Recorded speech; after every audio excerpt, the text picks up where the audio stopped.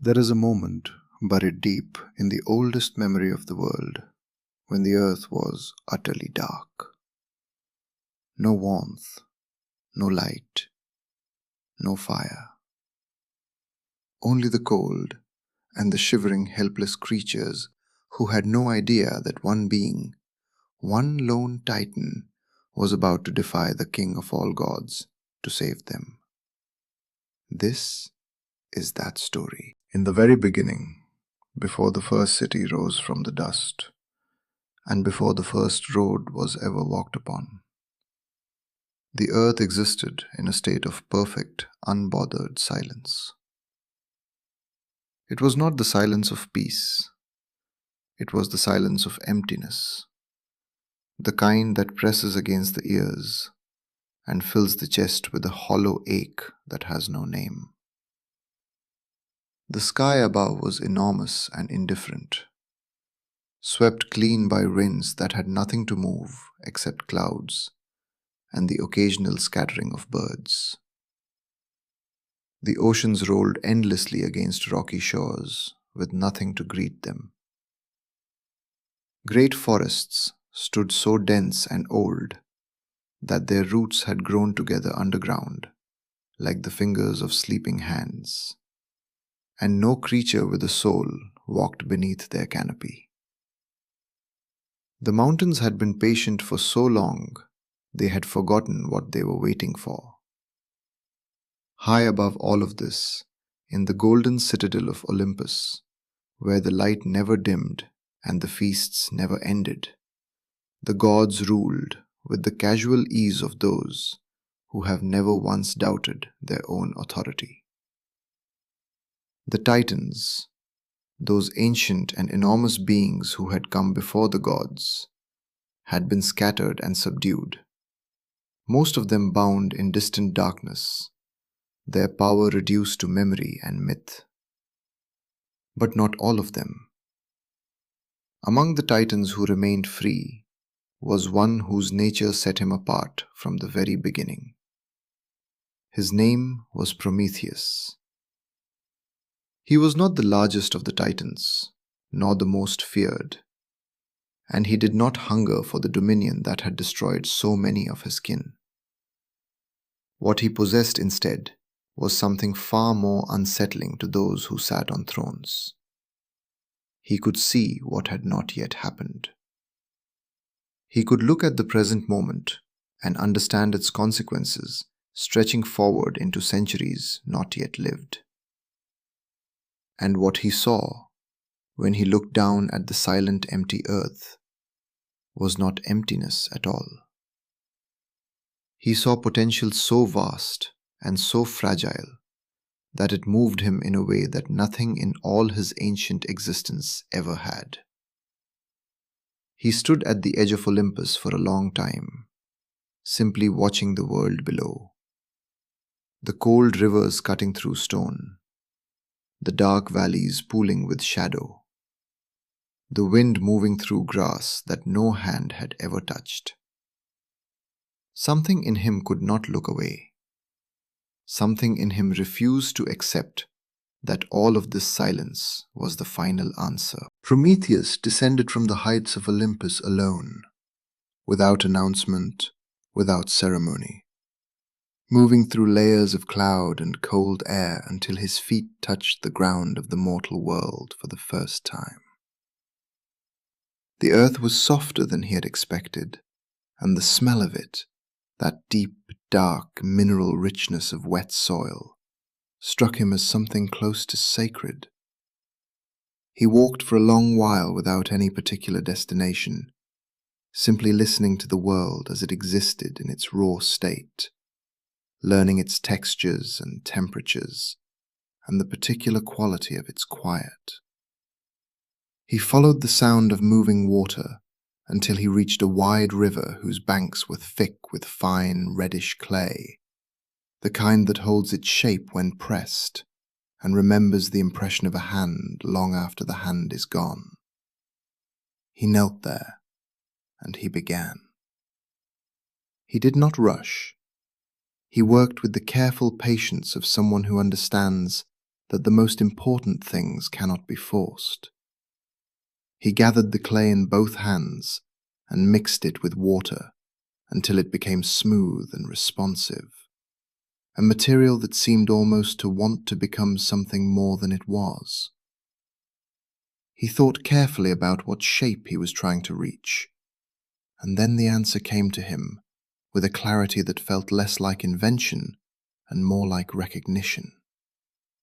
He would not make something that crept along the ground, always looking downward at the dirt.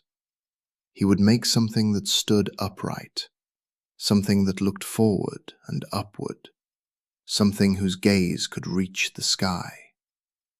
He modeled the figure slowly, building it from the ground up, giving it the posture of the gods themselves, that vertical dignity that allows a creature to stand in the middle of the world and see the horizon in every direction. He worked the features with great attention, the broad shoulders, the articulated hands capable of holding and shaping and building, the face turned upward toward the stars. He made not one but many, lining them along the riverbank in the grey half-light, row upon row of clay figures standing silently in the posture of beings who did not yet know what they were. The river moved past them without interest. The wind passed over them without effect. They were complete in every physical detail, perfectly formed, and utterly still. Prometheus sat back and looked at what he had made, and he felt the particular longing of a craftsman who has finished a thing but knows it is not yet alive. She came without being summoned, as wisdom so often does, arriving not with a great display, but with a quiet certainty that made her presence feel inevitable. Athena, the goddess of wisdom, had been watching Prometheus work from a careful distance, observing him with the attentive interest of someone who recognizes effort worth paying attention to. She had seen many things in her long existence, but she had not seen this. A titan kneeling in the mud by a river, shaping small figures from the earth with the earnest concentration of someone engaged in the most important work of their life. She walked toward him across the riverbank without making any particular sound, and when she was close enough to see the figures clearly, she stopped. For a long moment, she said nothing at all, only looked at the clay forms standing in their quiet rows. They were extraordinary, and she knew it immediately. The craftsmanship was unlike anything she had encountered. Not the cold technical perfection of divine creation, but something warmer, something that felt like longing made physical. There was a quality in the tilt of those clay faces, in the openness of those carefully formed hands, that moved her in a way she had not anticipated. She looked at Prometheus, and he looked at her, and something passed between them that did not require words to be understood. She stepped forward. She leaned close to the first figure, the one standing slightly apart from the others, the one whose face was turned most fully upward toward the sky, and she breathed. It was not an ordinary breath. It was the breath of a goddess, carrying within it something invisible and immeasurable, a spark of the divine essence that animates thought and feeling, and the particular kind of awareness that looks at the world and wonders about it. The effect was not dramatic. There was no great light, no sudden sound. The clay simply ceased to be clay. Color entered the figure, the warm gold of living skin, and the chest rose with the first inhale of actual air. The eyes opened, dark and wide, and full of a confusion that was also unmistakably wonder. Then the next figure breathed, then another, rippling down the row until the entire riverbank was alive with new creatures taking their first uncertain steps on the cold earth, looking at their hands, looking at the sky, looking at each other with expressions that had never before existed in all the long history of the world. Word travels quickly among the gods, and it is never slower than when the news concerns something that was done without permission. Zeus learned of the new creatures within a day, which in divine terms is almost the same as immediately. He stood at the edge of Olympus and looked down at the earth below, at the small figures moving through the valleys and along the rivers, and his expression was not one of delight. It was the expression of a ruler who has just discovered that someone has rearranged the furniture in his house without asking. He was not, by nature, a being who responded well to surprises, and the creation of an entirely new kind of living thing without his knowledge or approval was precisely the kind of surprise that made the sky above Olympus grow dark. He called for Prometheus, and the Titan came, because refusing a summons from Zeus was not something anyone did more than once. They stood across from each other in the great hall of Olympus, and Zeus made his position clear with the directness that comes naturally to those accustomed to having every word obeyed. The creatures could remain, he would allow that much, but they would remain on his terms, and his terms were these. Humanity would live under the dominion of the gods without question, without challenge, and without the means to rise above the station that had been assigned to them. They would be subject to cold and darkness and hunger, and they would look to the gods for mercy, and in that dependence they would remain forever manageable. And there was one thing, one specific thing that Zeus declared with a weight that made the very air of Olympus feel heavier. Fire. The sacred element, the force that transforms and empowers and illuminates, would remain the exclusive property of the divine. No human hand would ever hold it. No human hearth would ever burn with it. To give fire to humanity would be to give them the possibility of independence, and independence in humans was something Zeus would not permit. He spoke the decree once, he did not repeat it, and the way he looked at Prometheus when he finished made clear that this was not the beginning of a negotiation. Prometheus said nothing. He lowered his eyes in the manner of someone accepting a command, but his jaw was set in a way that a wiser observer might have noted as something other than submission. The nights came early in those ancient seasons, and they were long, and they were cold in a way that reached into the body and found every vulnerable place. Prometheus returned to the earth and walked among the humans he had made.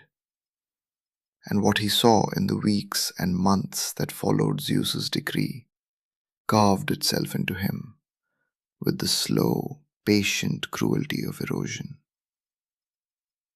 The humans had no fire. Without fire, the darkness was absolute when the sun withdrew. And in that absolute darkness, the fears that had no name in daylight became very specific and very close.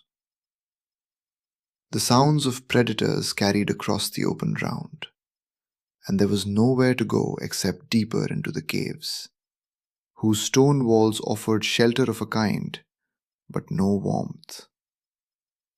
The cold was the worst of it. He watched them huddle together in groups, sharing whatever heat their bodies could produce, their breath making small clouds in the frigid air. They had learned to cover themselves with the skins of animals they found already dead, because without fire, they could not easily hunt the large ones, and what they could eat raw was not enough to fuel the kind of warmth the body needs when winter settles in like a permanent tenant. They were not stupid. He had made them too well for stupidity. They tried everything they could devise with the materials available to them, striking stones together and watching sparks disappear into the cold air, gathering dried grass and rubbing sticks across it until the friction produced a brief orange glow that died before it could be called a flame. They almost understood. They were so close to understanding that watching them fail was a specific kind of torment, like watching someone reach for something just beyond their fingers and never quite close the gap. Prometheus sat with them sometimes in the dark, invisible to their eyes, present in the way that a concern is present, even when you are not thinking about it directly. He listened to the sounds they made to comfort each other, simple and wordless, the universal grammar of living things in the dark, and the dangerous determination that had begun as a seed in his chest grew steadily, quietly, into something that had no interest in caution. The plan did not arrive all at once. It came the way most important things come, gradually, in pieces, each piece seeming unremarkable until the whole began to take shape and reveal what it was. Prometheus had spent a great deal of time thinking about the problem from every angle. And the problem was essentially this. Fire could not be carried the way one carries a stone or a handful of seeds. Fire is alive in its own way.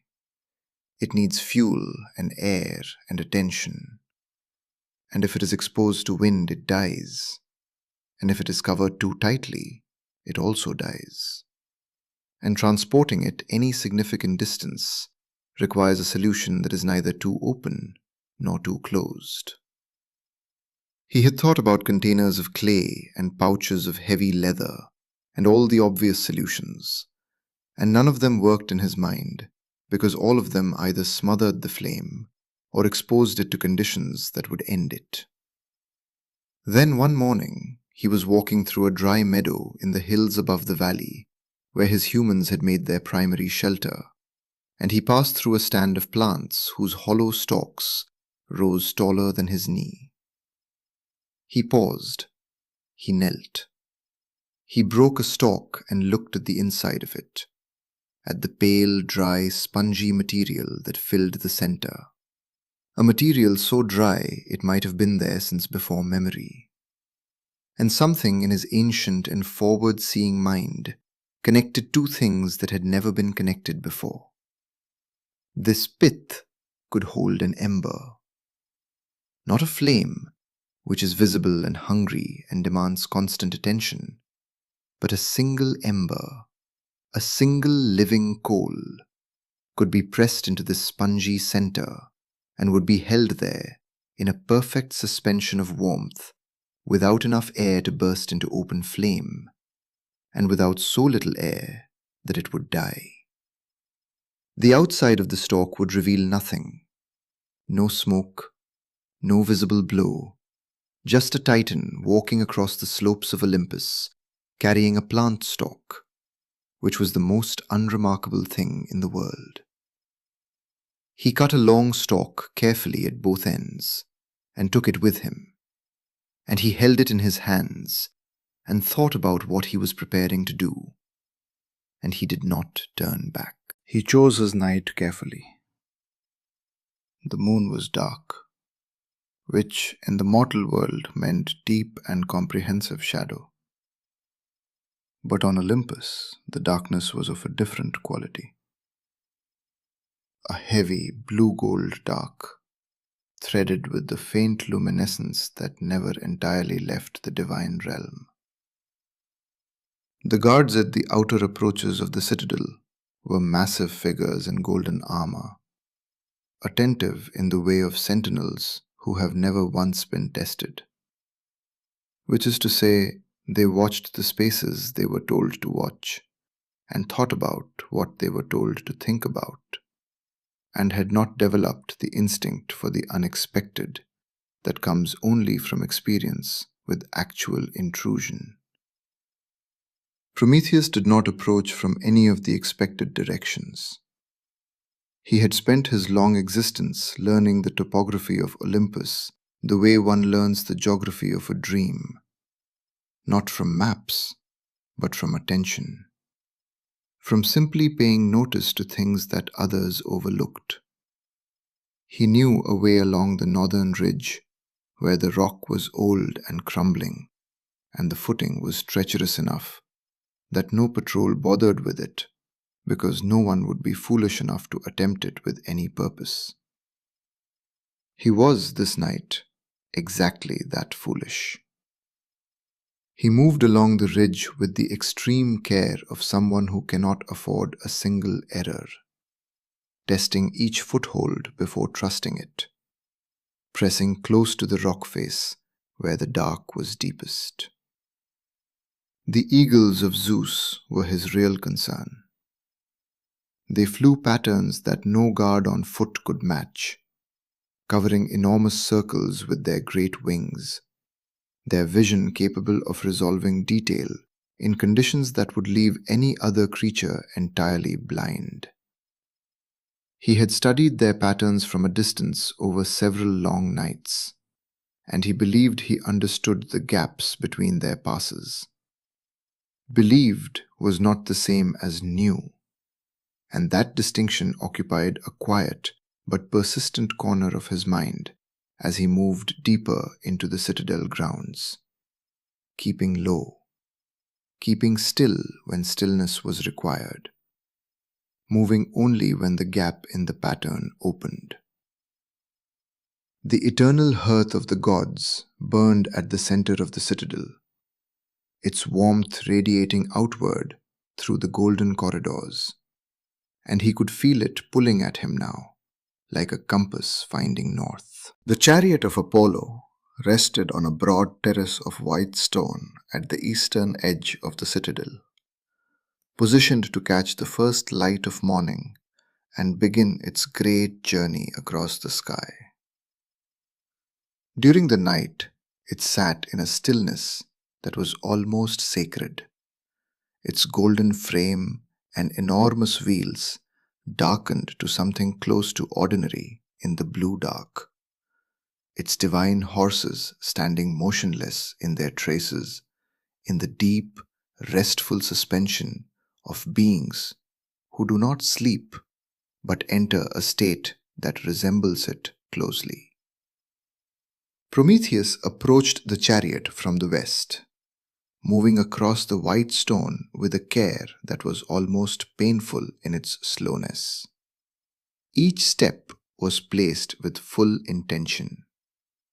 He could feel the residual warmth emanating from the chariot from several paces away, the accumulated heat of the sun's daily journey across the entire sky still living in its frame and wheels, slowly releasing into the night air. He reached the closest wheel and stopped. He had arrived. The moment that he had planned and risked everything for was here, and it was quieter than he had imagined. There were no dying embers visible to the eye, but he could feel them, the last slow burning at the base of the hearth that was built into the chariot's frame. The fire that never entirely went out because it was connected to the sun itself, and the sun could not afford to go cold. He brought the fennel stalk forward and found the opening where the heat was strongest. His hands were very steady. It was important that his hands be very steady. He pressed the dry pith of the stalk gently against the warmest point and held it there. not breathing, counting nothing, because counting would have implied that time had meaning in this moment. And in this moment, the only thing that had meaning was the thread of warmth passing from the eternal fire into the dry center of the plant. And then he felt it, a single ember catching, a small, intense, living heat taking hold in the spongy core of the stalk. He withdrew his hand with the same slowness with which he had extended it, and he sealed the stalk, and he turned, and he began to move back the way he had come. He descended from Olympus faster than he had climbed it, because the ember would not wait indefinitely, and because the weight he was carrying now was not only physical. The stalk was warm in his hands, not hot, just warm, and that warmth was the most precious thing that had existed on the earth since its beginning. He moved through the dark with a purpose that had no room for caution beyond what was necessary to protect what he carried. And the night air of the mortal world, cold and smelling of pine and river stone, was a relief after the luminous tension of the citadel. He went directly to the valley where the largest group of his humans sheltered in the stone hollows along the southern face of the ridge. He could hear them before he could see them, the small, involuntary sounds of creatures cold enough that even sleep had become difficult, the faint movement of bodies seeking warmth from each other and finding less than they needed. He gathered them. It took some time because they were confused by the darkness and cautious of things they did not understand. But they came, drawn perhaps by something in his manner that communicated urgency without alarm. And they gathered in the open center of the valley in a loose and shivering cluster. He knelt on the cold ground. He opened the stalk with care, exposing the ember that still breathed its slow, patient warmth in the spongy center.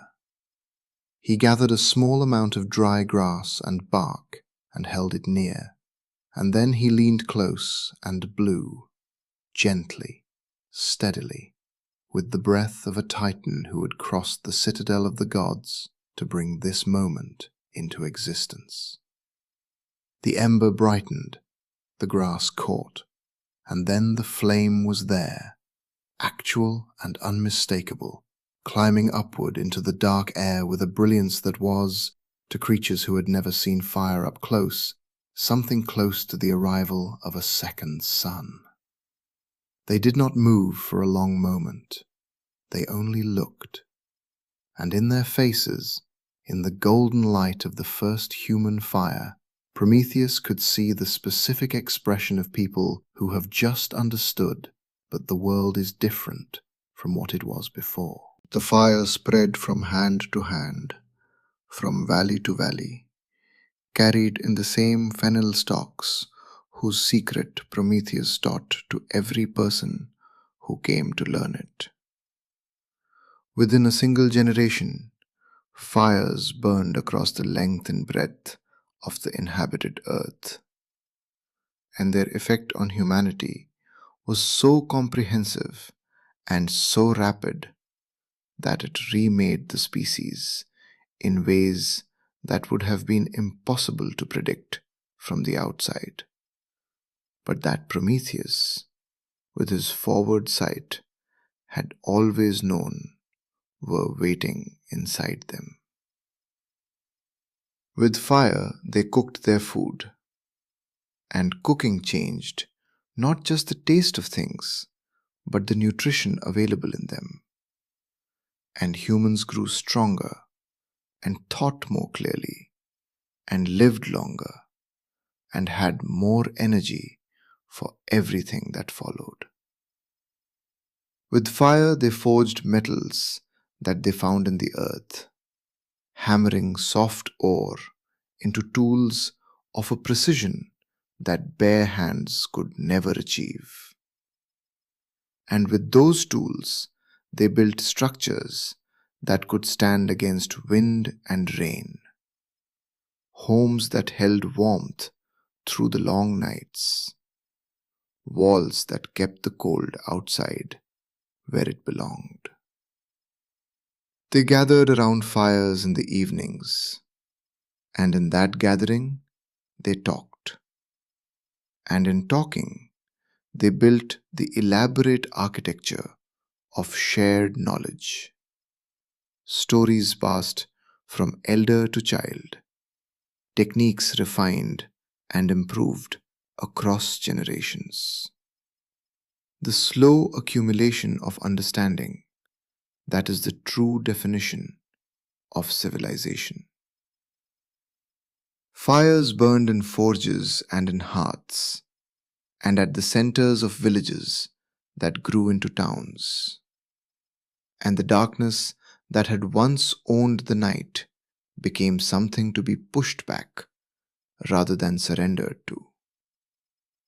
Prometheus watched all of this from whatever distance his circumstances permitted. And what he felt was not pride exactly, though pride was part of it. It was the deeper satisfaction of someone who saw a potential in the world that no one else could see, and refused to let that potential go unrealized, regardless of the cost. The cost, in his case, would be considerable, and he knew that too, with the same clarity of foresight that had shown him this golden result. But he looked at the lights scattered across the dark earth like a reflection of the stars above, and he understood that what he had done was not merely an act of defiance.